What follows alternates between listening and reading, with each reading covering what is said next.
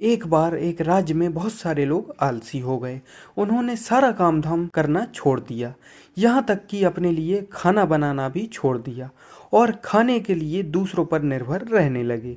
ज़्यादातर समय वे लेटते रहते या सोते रहते। खाने की समस्या का निराकरण जरूरी था, क्योंकि इन आलसियों को खिलाने में लोग आनाकानी करने लगे।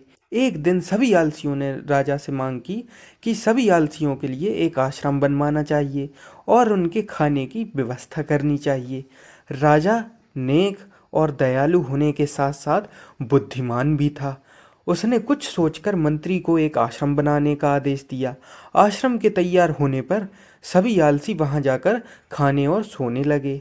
एक दिन राजा अपने मंत्री और कुछ सिपाहियों के साथ वहां आया और उसने एक सिपाही से कहकर आश्रम में आग लगवा दी।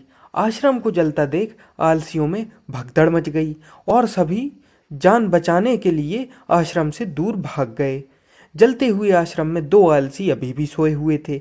एक को पीठ पर गर्मी महसूस हुई तो उसने पास ही में लेटे दूसरे आलसी से कहा, मुझे पीठ पर गर्मी लग रही है, जरा देखो तो क्या माजरा है, तुम दूसरी करवट ले लो। दूसरे आलसी ने बिना आंखें खोले ही उत्तर दिया। यह देखकर राजा ने अपनी मंत्री से कहा, केवल ये दोनों ही सच्चे आलसी हैं, इन्हें भरपूर सोने और खाने को दिया जाए। शेष सारे कामचोर हैं, उन्हें डंडे मार मार कर काम पर लगाया जाए। आपने मुझे इतना समय दिया, इसके लिए धन्यवाद।